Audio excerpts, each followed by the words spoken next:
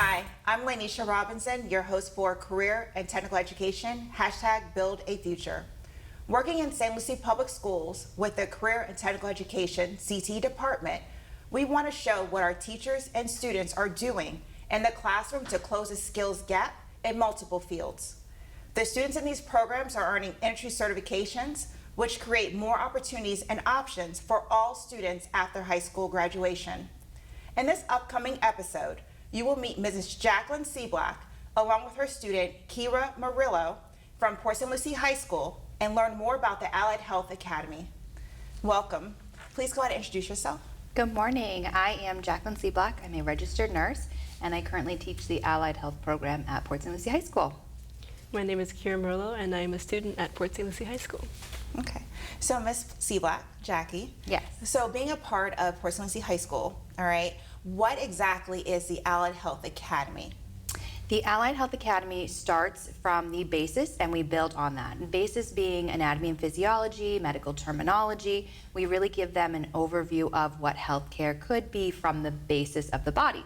Then from there, we go and we teach them about healthcare careers, we teach them about the system itself, and then we continue on and we specialize. And right now at Port St. Lucie High School, we have the certified EKG technician, along with the CCMA, which is the Certified Clinical Medical Assistant. And then if they continue on even further, they can get their Certified Nursing Assistant license through the Board of Nursing. Okay, so please explain us, so basically from those entry certifications, how many tracks are students able to choose from when they're in the Allied Health program? They have about 2 tracks that they can choose from, and some choose to overlap. We have the track where they go Health Science 1, then to Foundation, and then on to Allied Health, which is where we have the CCMA or the CET, or they can choose to do Health Science 1, Foundations, and CNA Nursing Assistant. Okay, so nursing assisting, all right, so that is basically, that's a newer program, correct? It is for Port St. Lucie High School, yes. This is only the 2nd year. Okay, now I want to talk about also, I'm gonna take a step back because I know for our viewing audience, it's important that they understand that we have students that are actually grown in St. Lucie County, and then they graduate, they go to college, and then they also return, all right? Can you tell us, give us some background history? How does that connect to you? I had a feeling we were going there. Yeah, so I actually graduated in 2008 from Port St. Lucie High School. And then from there, I knew I wanted healthcare. I went and got my phlebotomy license. And I knew that that just was a great start, but not where I wanted to be. So I went to IRSC and got my LPN. And I worked as an LPN for several years, about 6 years. And then I decided that I wanted more. So I went to FAU and I decided to get my RN, and that's what I have right now. Oh, wow. Yeah, I know. It's full circle. It definitely is. It definitely is. And I think that's really important because a lot of our students are like, well, hey, you know, is that something that I can do? You know, Right. there are plenty of opportunities right here on the Treasure Coast, right here in St. Lucie County. Yes. So, and you're a product of St. Lucie County Public Schools, so that's amazing. Yes. So Kira, hearing that, you know, what does that mean for you, having a teacher that, you know, is someone that's, I know I've also spoken with you prior to the show and how much you look up to, you know, Jackie, your teacher. So what does that mean for you? I really think it is a wonderful thing to have not only a teacher who's a product of St. Lucie County, but also a nurse who's so knowledgeable about everything within our program and even more. So I think it's really helpful to have that kind of experience with a teacher. Mm-hmm. Perfect. Sweet kid. So how do you stay current in the field? Because, all right, so you were in an industry, Yes. all right, you're now teaching and you're now an educator, teaching our future. Yes. All right, so what do you do to stay current? Well, luckily I have a lot of contacts.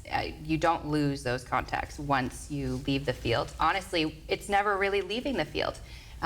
Staying involved with the doctors and with the nurses who are still practicing, finding out what they need and what they're looking for is really the best way that I can incorporate everything that they're looking for back into the students, as well as professional development.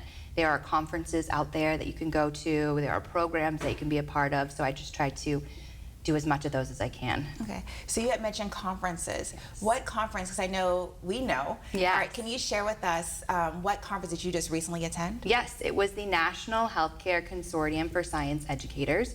It was specifically designed for healthcare educators. It was to the point, everything that we're teaching, the curriculum, the anatomy, the certifications, and it was designed and built for those educators to provide them with technology and different ideas to better serve the kids.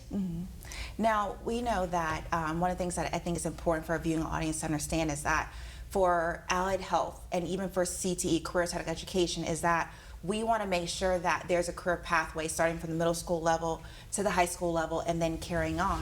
So can you explain to us, what are some of the connections that you have with middle school? Because I know, like, for example, virtual field trips. Yes, there are virtual field trips, and I know that our school, and I believe a lot of the schools in the county, have those middle schoolers come to the high schools. And at that time, we get to showcase and show them our spaces, the labs, they get to see what our students are doing, and it really starts to have the interest start building all the way from the middle school level. Okay. So if we were to shadow, all right, let's say Kira, if we were to shadow you, what kind of things could, let's say, students who are interested in allied health and they're saying, you know, tell us a little bit about what we can expect to see if we were to shadow you one day? I think if I had a student shadow me for a day, they would see a couple different things. First, they would see the amazing, classroom education we have with Ms. Cebelak as we learn different skills and different information regarding the MA skills. But they would also see us go into the lab and perform different kinds of things and learn about how to take care of, people in the healthcare setting in those times. So, Okay. All right. Do you want to add to that?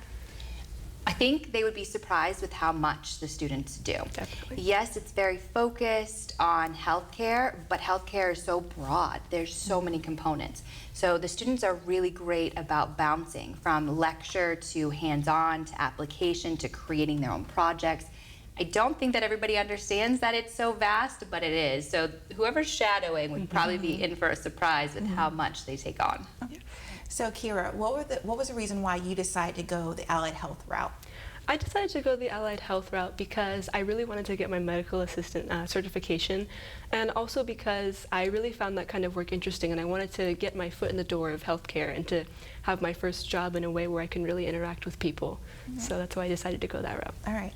Now, do you also currently volunteer? Because I know, do you volunteer to work on, your experience prior to build up that resume going into college? Yes, I do volunteer. I volunteer within a couple of different health clinics within the community, and that does help me build my MA skills and kind of interact with more patients and providers to get that kind of experience as to how to work within a healthcare team. But it also enlightens me to the need that the community has for the kinds of certifications we offer, such as the MA certification and the EKG technician one as well. So we definitely need those. So I do see that also. Okay. So Jackie, do you feel like it's important for students who are in your program to work on, for example, clinical hours, volunteer hours, getting out there and getting that experience prior to high school graduation? Oh, 100%. There is nothing that I can prepare them 100% in the classroom without that clinical component. They need to see hands-on. The real world is so different. Yes, the steps are the same, our procedures and policies are the same, but when you're in a facility and you're working with others, that's when it all comes together. I can teach it and they can learn it, but until they go out and do it and see it, it doesn't always click. As soon as they get that piece, it clicks. So are clinical experiences a part of the high school course that you're teaching? They are, Okay. yes. We use Cleveland Clinic. We have a bunch of local doctors who also assist with us, and we have nursing facilities for the CNA. Okay. So these students, such as Kira, she's actually having an opportunity, your students are actually having an opportunity to go to our local hospitals, work alongside our nurses, our physicians, actually see real world, this is what's happening. They are. They get the hands-on, and they can see it all as it's going on. Okay. So one of the things I know that's also brand new for Port St. Lucie High School is a pre-apprenticeship, all right, for medical assisting. So can you explain to us what exactly is a pre-apprenticeship? Of course. So for the pre-apprenticeship that we have at Port St. Lucie High School, it's tied to the CCMA, which is the Certified Clinical Medical Assisting. And it really is going to give them a foundation if they decide to go on to the apprenticeship with IRSC. That foundation gives them an upper hand, I like to say. It kind of gives them a little bit of edge against their competitors who might be going for the same program.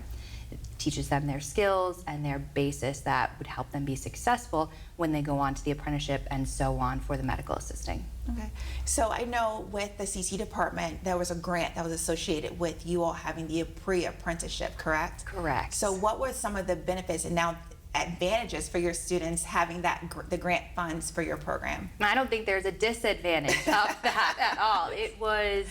It was amazing. What we've been able to do with that grant has changed the lab completely and the classroom. We were able to purchase items like our exam tables and our autoclaves, things that the students might know of and might see in their clinical setting, but to be able to use them on a daily basis in the lab has just been a game changer, really.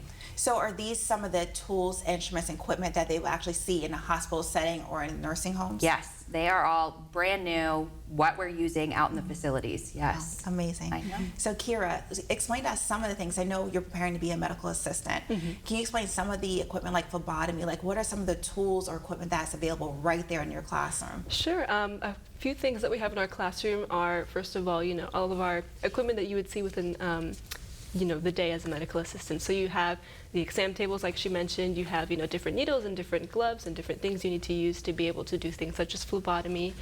We also have our, our mannequins, our dummies that we use, so we get to practice on kind of our first patients to know how to interact with people. We also have, stethoscopes and our blood pressure machines, like ones you would find within a normal doctor's office that you might see. So it's nice to be able to use that kind of equipment to get a first look as to what you might actually use. So yeah, those are some things. Okay. So you were mentioning mannequins. So can you tell us about one of the high-tech mannequins, or I guess you can explain that better for our audience? Yes. So we have Nursing Annie.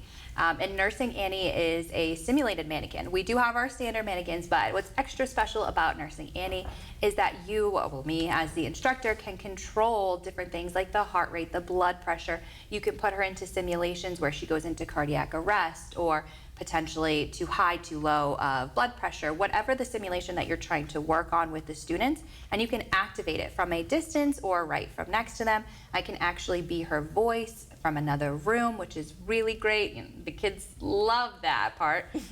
And what's fantastic about her is that, yes, she's a mannequin, but because she's responding in a way that I can set and I can control, it really keeps the students on their toes and has them adapt as she goes along. So you also, because you were a student at one point, do you think that's crucial for our students before they graduate to have those experiences and that exposure? Oh yes, 100%. So technology has changed since I was in school for the better. But to have that available now is such a gift almost. We just had to say, well, here's what it would look like in real life. Now we can show them, here's what it does look like in real life. And that is a huge, huge benefit. So in this academy, you also do field trips, right? And you also do virtual field trips. So instead of taking your students off campus, it's almost like we're bringing the industry to you. Yes. Can you give us can you elaborate on some of those? Sure. Yes, we love having our speakers come in. We love to have the students be able to see things and observe. We have HCA, we've got IRSC coming to talk. We have our care of elderly who comes in and speaks to the CNA students. So we like to kind of add a little bit of outside world back in. So Kira, do you think that's important to bring industry to you all right there in your classroom? I think it is definitely very important, especially because the industry that we see and who comes to see us is, obviously right within our community. So it gets some exposure to, maybe like people within the nursing homes we might meet, or, superintendents of hospitals we might work for. So I think it's interesting also because we get to ask them questions and to, see more about what it's like within those industries. So. Okay. So for students who are going through the program, there are how many courses, let's say regardless of which track that they take, how many courses will a student need to take to actually become a completer of your program? To complete every single course available, there's 4. 4? Yes. Okay. All right. So is that something that is attainable for a student? Yes, it is. Yes, All right. it is. And we work really closely with the students, even if they're a late joiner. We're able to, if their schedule allows, accommodate them to get them where they need to be. Okay.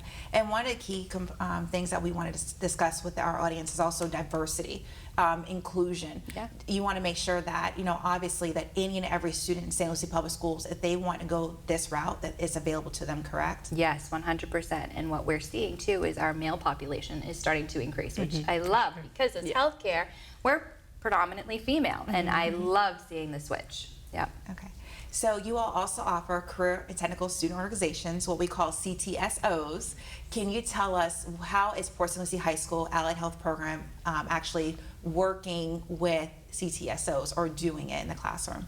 So our CTSO is HOSA, and that's Health Occupation Students of America. And what they do is a little bit of everything. They have community service, they have fundraisers. A big part of it is their competitions, which my students did really well the last few years, and we're hoping to continue that path. They are very involved with the school. We do any kind of event, and we try to help out. We do concessions, a little bit of everything. But what they do is they take the knowledge that they are learning in everyday class, and then they enhance on it. Okay. So Kira, what is your role in connection to HOSA? Well, I'm the president of HOSA at Port St. Lucie High, and I can definitely say that there is a really interesting kind of, I guess, clash in a way within both of those things within the program and within the club. As you know, a student in the medical assisting class, I can take the information I've learned and also illuminate different healthcare issues that we have and bring them to our students in different forms, such as when we're out within the school or in the community, or also through social media. So yeah, that's my role kind of within it. Okay. Now, how long have you been a HOSA member? I have been a HOSA member for I think 2 years now, and yeah. Okay. And what are the advantages for students? Let's say if a student was thinking about HOSA, why would they say, yes, let me join it, or maybe not? What would be the reasons, the highlights of joining HOSA? I think a couple of highlights is to find people who are also interested in science. If you're really interested in healthcare or even adjacent things, it is really vital and helpful to be able to be in that kind of experience with others at this kind of time in our lives before college. So I think it's really interesting to have that. But also there's competitions which I've competed in. I've gone to the regional competition, the state one, the international one. You get to meet a lot of different people, but you also get to compete in a healthcare category that you find interesting. So you can learn more outside of the classroom in different disciplines which you might be interested in. So I think those are definitely some advantages to someone who might be thinking of joining. 100%. And I can tell just from when she started, and not just Kira, but all of them, they come in and they're trying to figure out what it is and if it's for them, and watching them grow as people as they're doing the program, it's fantastic. So making those friends, being around like-minded individuals, it's really important. Yeah, it definitely helps you gain even more drive to do what you want to do, since you're around so many people who want to do that too. Okay. Now, I find it very interesting because you kind of said it like it was nothing, just a little bit. You had mentioned Competition. exactly. You had mentioned the state level, Yes. the national, and then international competition. So are you telling me that you've done all of that? Yes, I have. Last year I did place top 10 internationally in my category, so yeah, it's a really big She went against South Korea, China, and was still up on that stage. It was very impressive. Yeah. We're hoping for a round 2. Let's see. Along with her and her teammates now this year. Wow. So through HOSA, you were able to travel and basically network with people from all over the world because of your connection to HOSA. So, and I know Ms. Cebelak was saying how basically you were shining. So how was your experience with that? I mean, was it kind of humbling? What? I think it was definitely humbling. It was a little bit, shocking to see how far I could go. And really, and partly, it's mostly to Ms. Cebelak's help and the help of the program and everything. Oh, it's your brain though. Let's give your brain. Maybe it's my brain, but it's definitely helped me with that. I think it's just kind of amazing that I was able to have that experience, and it was just really great to be able to go that far. And now, after my first year of doing that, I can also take others to hopefully do it with me, which is really even more gratifying than just doing it. And I think that shows in the numbers. So with Kira's leadership, she went alone to states last year. Yes. And this year we had 12 place. So Kira was able to guide them and show them different techniques and what to expect, and really prepared them in a way that only somebody who's competing understands. And it shows. It shows in the success. So one of the important things is to mention that we're talking about networking and meeting other people, because this is something that is going to be a part of your future with your career pathway, right? Yeah. So how does this also help with employability skills? Oh, well, there's endless amounts of employability skills. Just the fact that these students are learning that they can communicate to somebody and that they can hold themselves professionally and they can build on all of these social interactions is something that really and truthfully you can try to teach, but until they're in these situations, that's when they start grasping it. So that alone has been so beneficial. Of course, in the classroom, we work on resumes and building who you are as a professional, but really getting out into these experiences is what makes it all fall together. Yes, having all those, the clinical skills and the structural support is really good, but having those soft skills and learning how to talk to people and how to really interact and use, your social ability to make it work is really important. Have you noticed in yourself, like your growth from where you started, where you were, 2 or 3 years ago till now? Have you noticed that growth in yourself? Definitely. I think there's probably been the biggest growth I've ever experienced within myself. Other than that, I really had a lot of experiences within this program, and I think I've just grown more as a person in my understanding of others, which is really big. So I think that's the biggest. Okay, so we're talking about employability skills, we're talking about those soft skills and making sure that our students are not only career ready, but they're college ready as well. Yes. So you are also offering entry certifications. I know you kind of hit up on that earlier, but can you go over one more, again, what exactly are entry certifications? Yeah, of course. And how are they key and essential for your students? So our students have the ability to actually get these certifications, which sets them up for careers right out of high school. By certifying in the ones that we have currently, which is CET, which is our EKG technician, CCMA, which is the medical assisting, and then our CNA, which is the nursing assistant. They can take these and they can decide to work right out of high school. As soon as they turn 18, they are able to take these certifications and licenses that they've earned, and they can start working. And what I've noticed with all of my students who are graduating and they check back in and everything, they're telling me, well, here's what I'm doing with it. Maybe I'm working, or maybe I was able to get into a program because of it. And that's really what makes it so beneficial. So with career and technical education, we're making sure that our students are not only career ready and certifications, but also college ready. Yes. So being a part of this program, we have what's called basic articulation agreements. Can you explain what exactly is articulation agreement? Of course. And how does that connect to now the college side? So articulation agreements is something that we have at a statewide and local level with the colleges, and it gives the students credits for what they're doing and passing in our classes at the high school level. So if they take X, Y, and Z classes, they get so many credits already off of their college degree, which is fantastic if we're talking about making sure the kids can afford it and making sure that they're successful. Well, giving them that heads up and that leg already against everybody else, they can go ahead and just say, here's where I'm going to go, and I'm applying all of these credits that I've already earned because they put in the time and the effort, and it gets right put onto their transcripts. Okay. So for these students who, so college, so could they actually, as you mentioned before, so they could decide to go to college and then work on the side? Yes. Is that something you're planning on doing, Kira? Yes, it is something I'm planning on doing. Definitely with my medical assistant certification, it'll be nice to have that kind of, experience while in college and have that job. And Kira's going to be in college for a while. A little She's bit. going the MD route. Yes, Really? I'm planning on becoming a physician, so I'll be there for a little bit. Okay. She'll be working. So being a physician, have you decided what your specialty will be? Not quite yet. I'm not entirely sure as to what I want to do. I definitely want to, maybe go into different healthcare, sectors with my medical assistant certification and meet different providers. So maybe that way I'll be able to narrow it down a little bit and to see what I'd like to do. So not quite yet, but I'm getting there. Okay. She's young. Do you feel that as an educator, also coming from industry as well, do you notice that there's a skills gap, or there's a gap where there's a high need or high demand for those going into the medical field? There really is. And the reason being is because a lot of these are entry level, which is fantastic and they're needed. But a lot of times we move forward. Okay, which is fine. We want everybody to continue to build on what they've learned. But that means that us as educators need to continue to supply quality students who are willing and ready to step in where needed. So yes, as far as the certs that we offer currently at the school level, they're needed.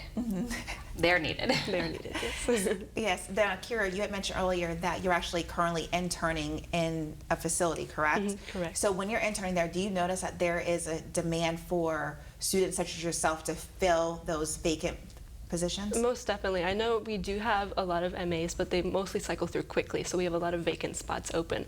Or we don't have a lot of MAs who have the entire skill set, or they have some who are still in school. So having, all of these kids come out of high school with this certification will allow for us to fill that gap properly, I think. So I think, yes, we definitely do need it. Okay. So let's say there's a student or even a parent watching the show right now, and they're thinking, well, what is something that you would say to this parent or even that student who's maybe sitting in 8th or 7th grade right now, trying to decide on what career path they want to take? What would you say to them? I would say to them, think about who they are as a person. If you are someone who cares about others and wants to make a difference in the world, healthcare is for you, because at the end of the day, we're the ones who are taking care of others, and you can use it in every minute. I didn't think that I would go and be a teacher, but I love it. You can use your healthcare degrees in so many different ways. So if you're thinking about it, try it. That's my biggest piece of advice. Try it. You're in high school. You have nothing to lose. Try it. It might fit. Okay. So you also have an advisory board. Yes, right? we do. What is the purpose of your advisory board? Like, why even have an advisory board? Well, an advisory board is very, very important, especially when you are trying to teach the next generation. These are people who are in the local community, they are our colleges, and they are the ones where our students are going to go next. Once I teach a student, and once we have a student ready to go out into the real world, they're going to these people who are on our advisory boards. They're going to these jobs, they're going to these colleges. So knowing how to set them up to be successful and be wanted by these jobs and colleges is really the most important part. Okay. So with these connections, do you feel like you're also able to form partnerships, businesses? Are they able to now connect with your students because of it? They are. Yes, they really are.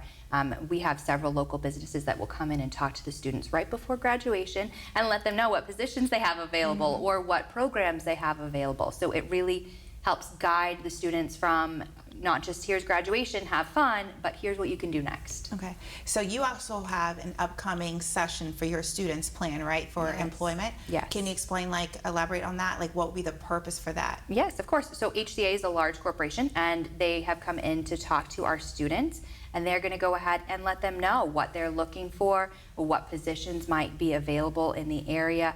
Give the students a better understanding, just so that they understand it's not just one career and one position and one spot, but really what they're looking for and what their requirements might be. Okay. So if there's a community member or someone who wants more information about Port St. Lucie High School and the Allied Health Program, what would you tell them?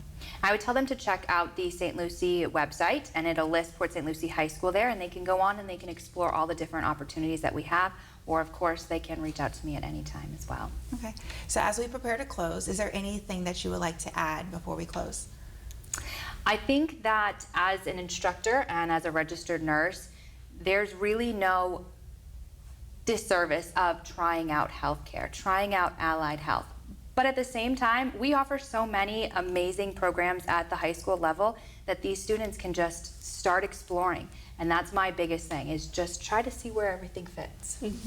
All right.